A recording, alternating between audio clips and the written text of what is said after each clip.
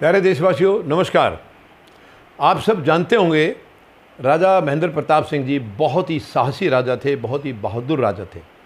उन्होंने अलीगढ़ यूनिवर्सिटी जो बनी हुई है इसके लिए अपनी ज़मीन दान की थी।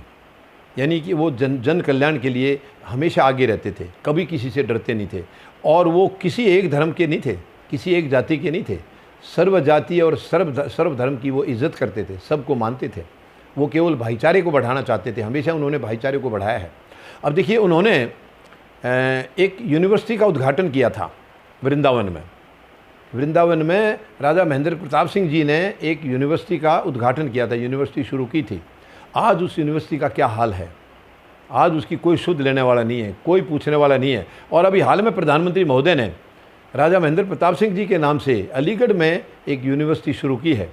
तो मैं पूछना चाहूँगा इनसे, जो उनके हाथों से जिसका उद्घाटन किया था राजा महेंद्र प्रताप सिंह जी ने, क्या उस यूनिवर्सिटी के शुद्ध तो ले लेते आप पहले? क्या आपने कभी सोचा है उस यूनिवर्सिटी का आज क्या हाल है? प्रधानमंत्री महोदय, केवल दुकानें मत चलाइए, सच्चाई को कबूल करिए, सच्चाई को पकड़िए, सच्चाई को समझिए। आपने जो उनके हाथों से जो यूनिवर्सिटी का उद्घाटन हुआ था, अगर उसको ठीक कराते तो शायद उनके प्रति ये सच्ची श्रद्धांजलि होती।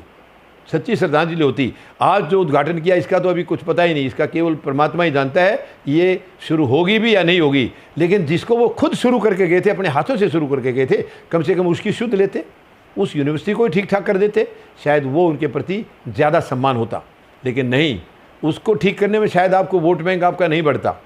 आपको तो नई चीज़ें दिखानी है ना, बड़ा बड़ा लंबा प्रचार करके, क्योंकि आपने जाटों का वोट बैंक लेना है, जो खिसक रहा है जो आपका खिसक रहा है, उसको लेने के लिए आपको नई यूनिवर्सिटी, अच्छी बात है, आप नई यूनिवर्सिटी भी बनाना चाह रहे थे उनके नाम से, बहुत अच्छी बात है। लेकिन कम से कम उसकी तो शुद्ध ले लेते, उसका तो कर लेते कुछ।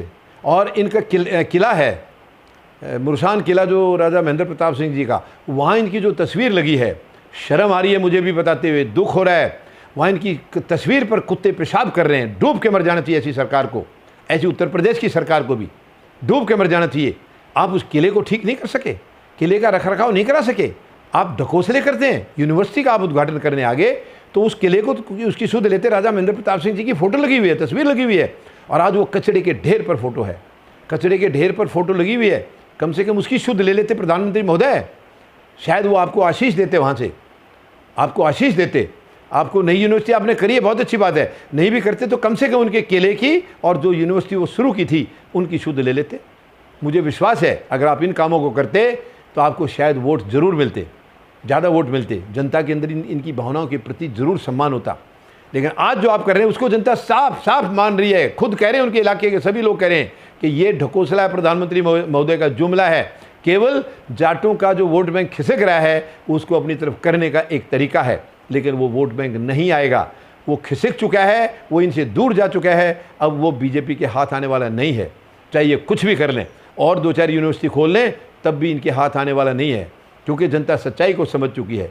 पहले जनता हमारी बोली भाली थी, इनके कहे में बहकावे में आ जाती थी कि शायद आज नहीं तो कल नहीं तो परसों कुछ करेंगे ये।